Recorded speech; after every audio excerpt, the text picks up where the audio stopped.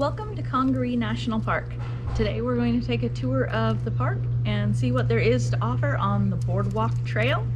We're not going to do any of the side trails, they're a little bit harder hiking, and we're not going to do any of the canoeing or anything. We did bring Sprite with us today, so she's really excited. It's about a 2.5 mile walk on the boardwalk, so we're gonna head out and see what we can find. Tiny obstacle. When you stand stationary, Sprite goes clockwise around you until she has no more leash.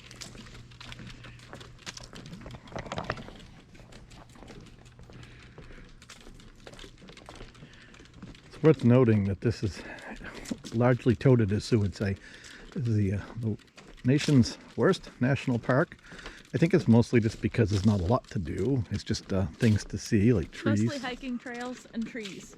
And it's pretty much a swamp. So in the summer months, there's a lot of bugs. A lot of bugs. So the mosquito meter, which we'll get you a shot of, is actually on 1 today, which means we are clear of mosquitoes, but that's because it's December. So spring all the way through late fall, there is a very heavy bug population. So if you come here then, you're going to definitely want plenty of bug spray from everything that we have seen. It's a cool old tree. It is also worth noting that this is accessible to a larger camper. We do have our 30-foot fifth wheel with us today because we're doing this on the way to our next campsite. But the oversized vehicle parking is relatively limited. So if you are going to come with a large vehicle, you're going to want to do that on a weekday or early in the day, sometime when it's not going to be at peak levels of tourist activity, because there's probably only room for 6 or 7 RVs our size, and if you were trying to turn around in that space when there were that many already parked here, it would be a real struggle. Kind of like walking Sprite. So you can see some of the trails here where you can venture off. I think there's 25 miles of hiking trails. 25 miles of hiking trails. Not counting the boardwalk. And this tree is number 10, which I don't think is what this is. Nope, that 10 isn't the right 10. Never mind. Look at the size of this. I think it's a beech tree. Tree number 1. It is an American beech tree. Identified by its smooth gray bark, it is likely over 100 years old. The species was an important food source in the floodplain for American Indians and early settlers. Beech nuts were collected and ground into flour for bread and meal cakes. What I like about the beech trees, at least up home in Maine, and similar here, the branches just are all sporadic and they hold their leaves through the winter. So they tend to lose their leaves in the spring when the new leaves come on. So. Big old pine there. That is a really big pine. So what this national park is known for, other than what Ryan said earlier as being the worst, is it actually has a lot of record-breaking size trees. So we should see quite a few of those on this particular path. It's one of many throughout the park, obviously, but it is the boardwalk path for a reason, and that's because it contains a lot of the best sights of the park. So I think we'll go ahead and stop the video, and then maybe we'll bring you back as we see things. Like you can tell when you get to a spot like this, they want you to stop and look around. You can probably hard to see right there with the sun shining in your eye, but we're up on quite an elevation over the swamp. It's good because there's probably alligators. And Sprite's a little snack. So we'll go ahead and we'll bring you back here and there as we see something different for you to see.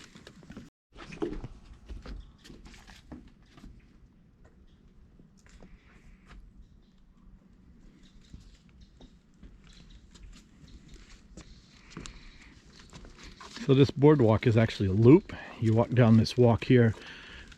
At some point here we're going to come to a Y or a T, and we're going to go one way and loop around and come back. So I just wanted to give you a little shot of the amount of work that's gone into this and the structure. Another thing to note, this park is dog friendly, obviously. She is allowed to be here. We just have to make sure that we carry our doggy bag and pick up after anything that she might leave, because as with all national parks, leave no trace.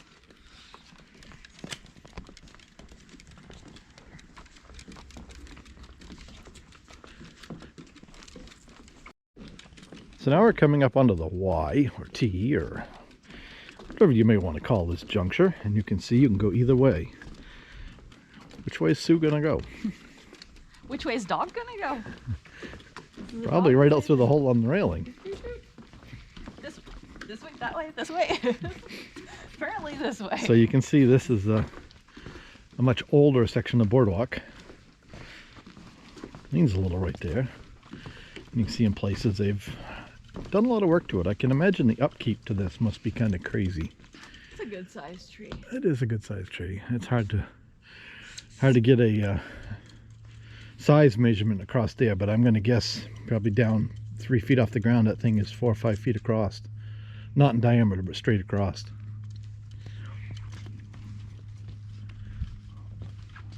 A lot of hardwoods.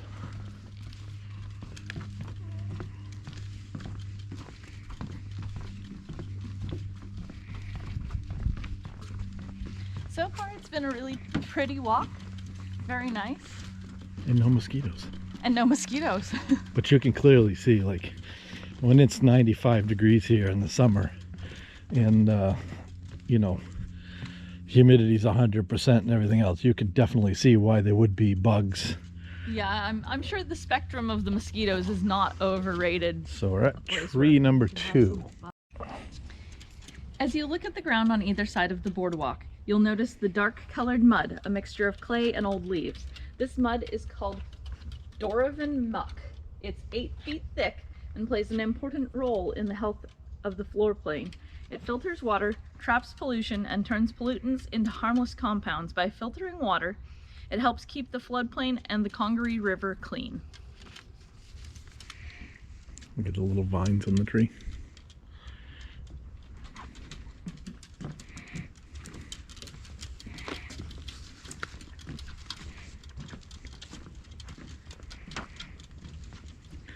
And I don't know what you'd call it on the base of the tree. Typically I'd call it a root flare, but I don't think it is on this particular tree, whatever this tree is. But kind of cool how they flare out at the bottom.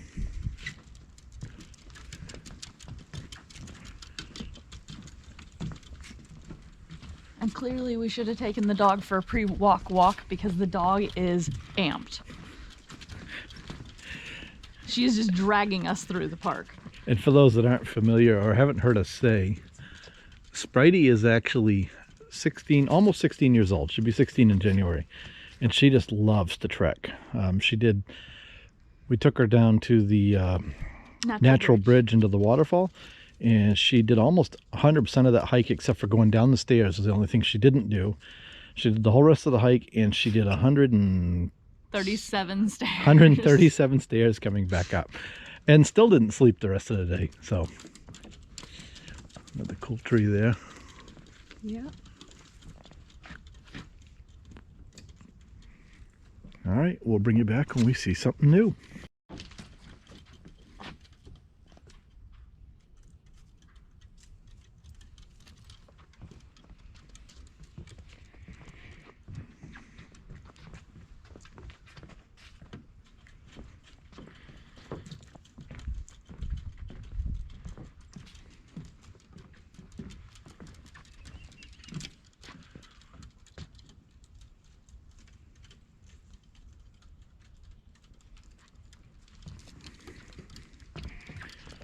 Like I say, it's hard to fathom the size of some of these trees, but that one right there down here is probably, yeah, 5-6 feet across, maybe even 7.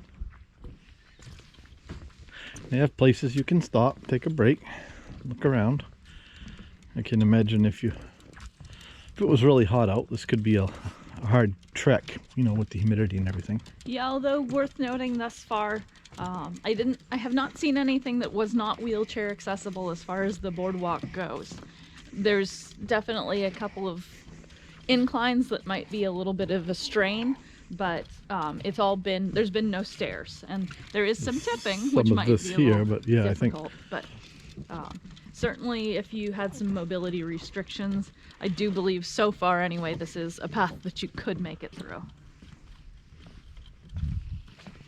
All right, we'll be back.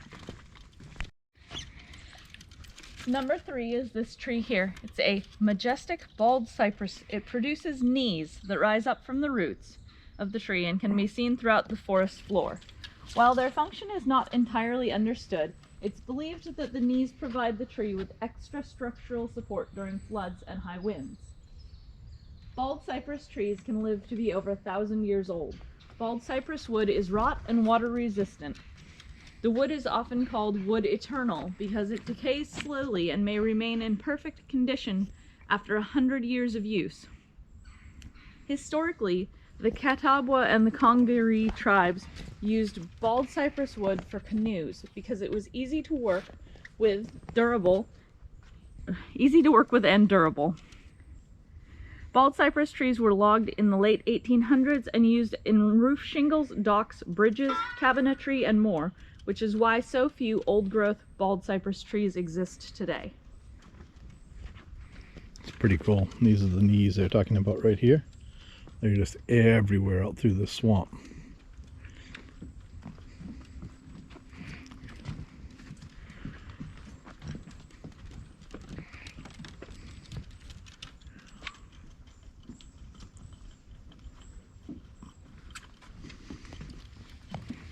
All right, we'll be back. Water tupelos dominate the landscape here and are identified by their swollen trunks. These trees only grow where the water is plentiful. You may notice moss on the lower part of the tree trunk. This is an indicator of the water level from previous floods. Flooding is a natural occurrence in Congaree National Park and important to bringing fresh nutrients into the floodplain.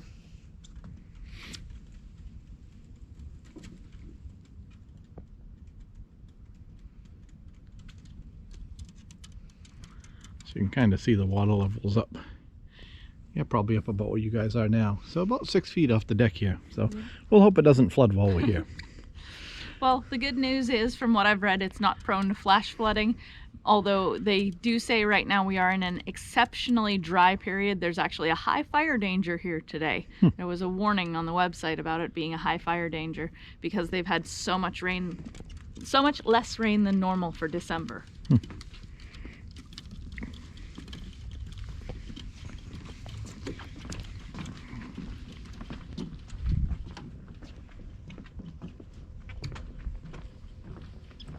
Sprite is determined that we should set a record pace through the national park. Fastest loop ever. All right, we'll be back at the next tree.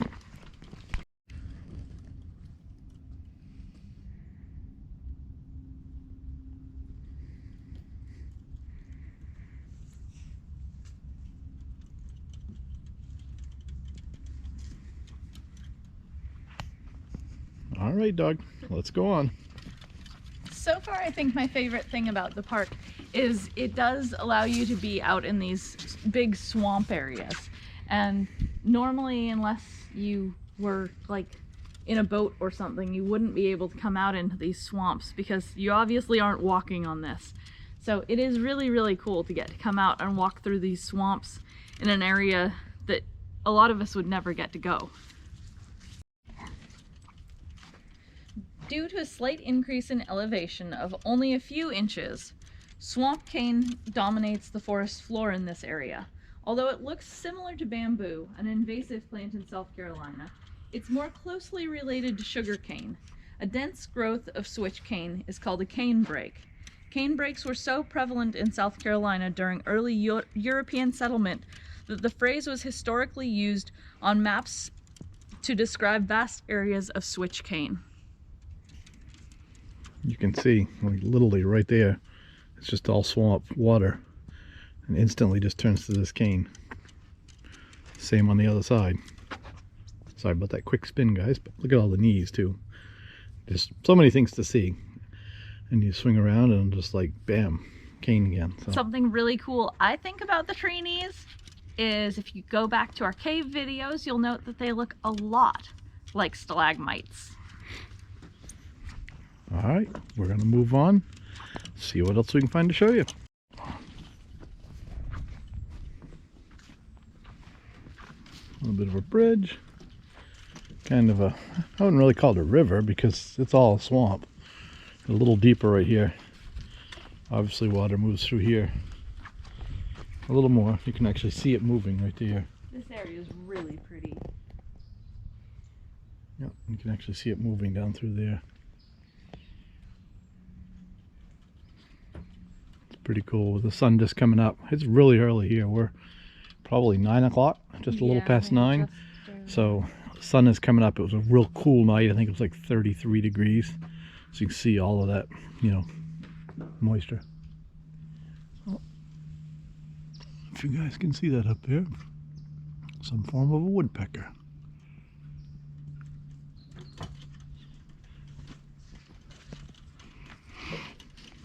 All right, and here's some more hiking trails.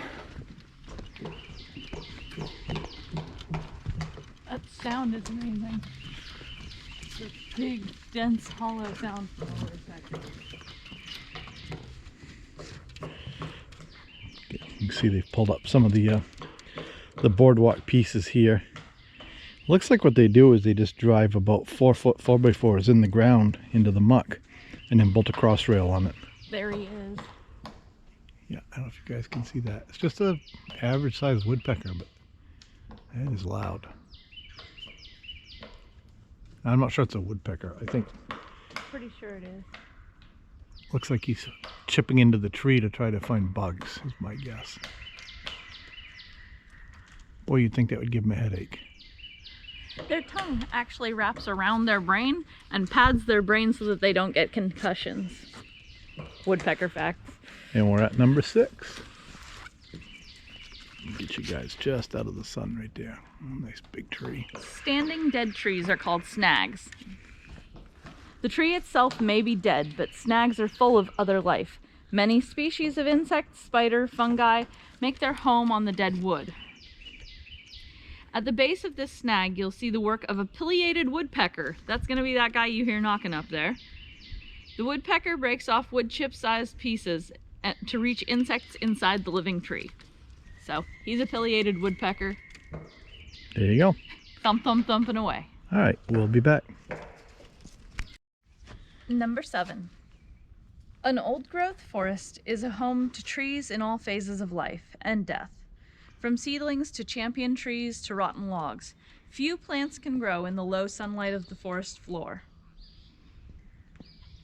This stop allows you to observe an open view into the forest. Big trees, both alive and dead, play an important role in the animal life of the floodplain, providing food, shelter, and for an abundance of species.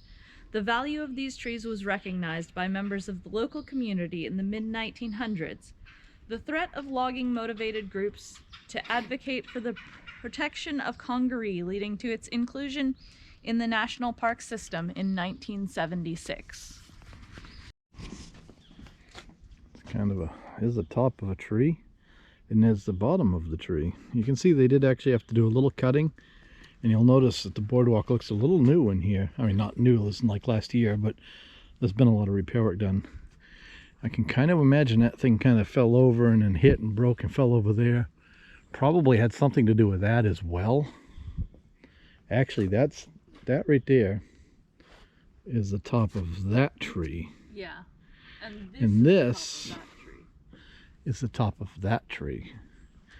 And that's, to give you some scale, these boards that my foot's on here are 6 inches each one. So you can kind of see how big that tree is. Question is, did it make a noise if no one was here to hear it when it fell?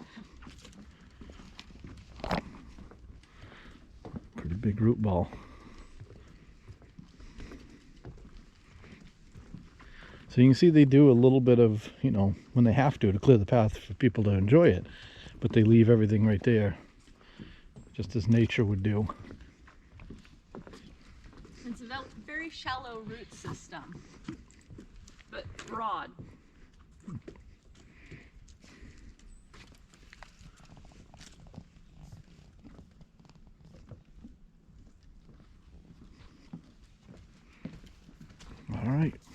be back. We found marker number 8. The impressive height of Congaree's forest is the result of the rich soil, frequent flooding, and a long growing season. Also of it being free of intensive logging. Here the trees you see average over 130 feet in height, making Congaree one of the tallest deciduous forests in the world. The forest is rich in biodiversity, meaning that it supports an abundance of many different kinds of living organisms. That's a cool tree.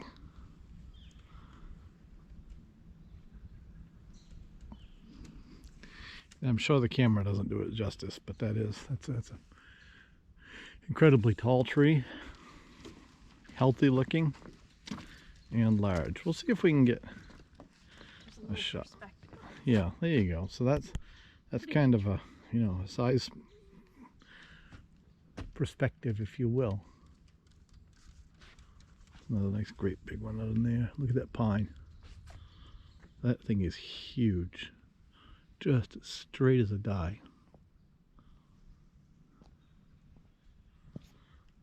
Pretty cool.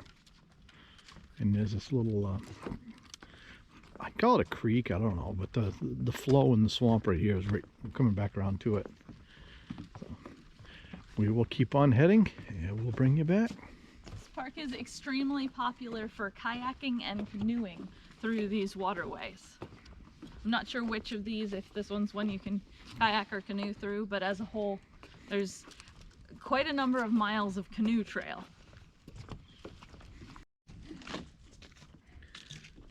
There's another little bridge over a little waterway. And you can see there's actually quite a bit of current here. You can see the water really moving.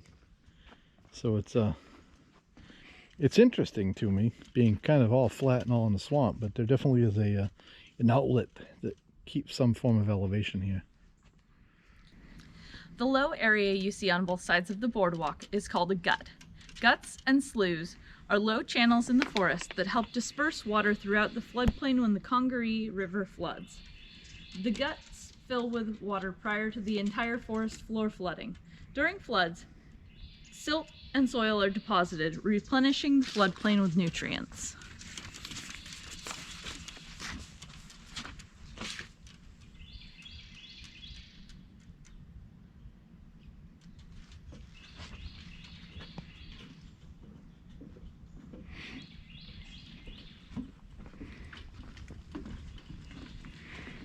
All right, we'll bring you back at the next adventure.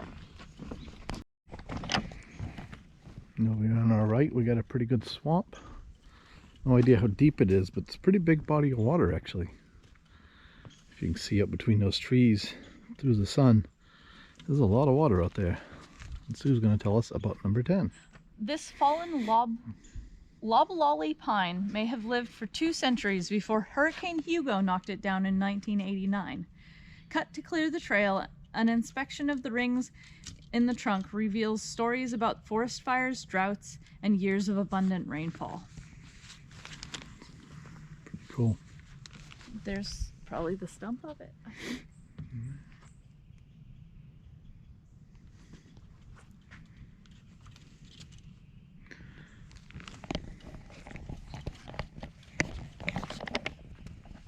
Alright guys, so we're at marker 10. This is about halfway. So rather than make this like an hour-long video, we're going to go ahead and we're going to break this up and we'll bring you back for part 2 here in a little bit. So thanks for watching. Don't forget to like and subscribe. What she said. See you guys later.